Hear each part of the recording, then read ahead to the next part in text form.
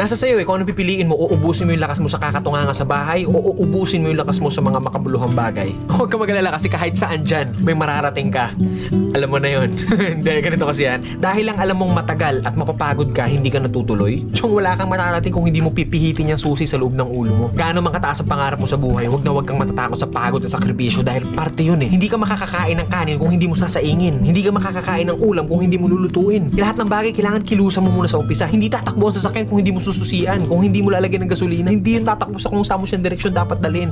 Kailangan kumilos ka. Kailangan ng lakas mo para marating mo kung ano yung gusto mong marating sa buhay. Kasi kung hihiga ka lang dyan, wala mangyayari talaga sa'yo. Hindi po pwede na inaasal natin lahat sa Diyos na parang nasa Diyos, lagi kong idadasal sa Diyos. Hindi po pwede yun. Sabi nga nila, di ba, nasa Diyos ang awa, nasa tao ang gawa. So depende yan sa'yo kung ano yung gusto mong kilos. Sabi nga, work smart, not hard. Hard work nga yung ginagawa mo, pero sablay naman yung mga diskarte mo. Wala rin mangyayari, di ba? Smart move yung ginagawa mo, pero swabe lahat. Kailangan mo lang talaga gamitan ng tamang isip at tamang puso sa lahat ng bagay. Ang pangarap, para kang nagtatanim ng puno. Malaki pangarap mo, malaking puno yung kailangan mong itanim. Hindi naman pwede maghukay ka ng mababaw lang. Hindi naman pwedeng konting tubig lang yung ididilig mo dyan. Kung gusto mo ng malaking puno, malaking trabaho ang kapalit nun. At nasa sayo yun. Then pag nagbunga na yun, hindi po pwede na hayaan mo na lang bumunga yan dyan. Hindi. Kailangan pa rin ng maintenance. Ganon din sa atin. Kung ano yung marating natin, nandoon na tayo sa taas, hindi po pwede na lantutay ka na lang doon sa taas. Pag hindi mo diniligan yung puno, magbunga man siya isang beses lang and then sa susunod hindi na ulit. Ganon yung pwede mangyari pag pinabayaan natin kung ano man yung narating natin sa buhay. Mawawala lahat sa'yo. Sayang yung oras. Oras kasi ilang oras lang ang binigay sa atin dito sa mundo. Depende sa atin kung saan natin yun nilalaan. Huwag ka matakot sa pagod kasi yung pagod, isang tulog lang yan. Bukas, malakas ka na ulit. Matakot ka sa oras na sinayang mo. Kasi pag lumipas yan,